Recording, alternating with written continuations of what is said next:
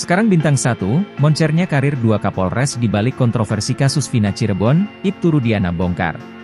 Tim Ibtu Rudiana belak-belakan soal hasil pemeriksaan yang dilakukan tim Sus di Bareskrim Polri.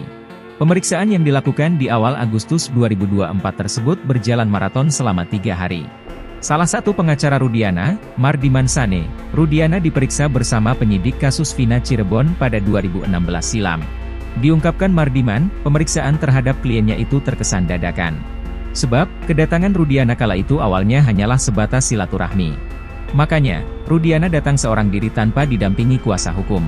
Mardiman Sane pun meyakini kasus Vina Cirebon adalah pembunuhan. Mardiman minta kliennya tak cemas. Sebab, ketika terjadinya kasus Vina Cirebon, Rudiana hanya berpangkat Aibtu.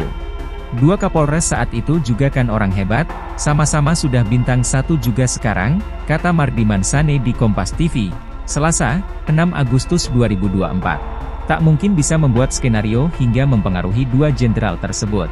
Katakanlah Pak Rudiana mau menskenariokan, mengkriminalisasi, menurut saya sangat tidak masuk akal, di luar nalar, sampai kemudian bisa mengatur polisi, mengatur jaksa, melakukan putusan, tandasnya. Sementara itu, Komjen Purnawirawan Susno Duaji mengatakan memang dari segi pangkat sangat tidak mungkin Rudiana bisa memengaruhi 2 sosok yang lebih tinggi pangkatnya. Namun, ex-Kabareskrim Polri ini masih menantikan hasil pemeriksaan Mabes Polri.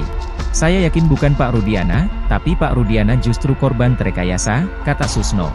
Lalu, Susno Duaji menyesalkan 2 pimpinan Rudiana tahun 2016 yang saat itu dinilai lalai. Yang saya sesalkan, ada 2 Kapolres yang waktu itu di Polres Cirebon Kota yang sekarang sudah jadi jenderal, itu saya yakin diperiksa juga, kata dia.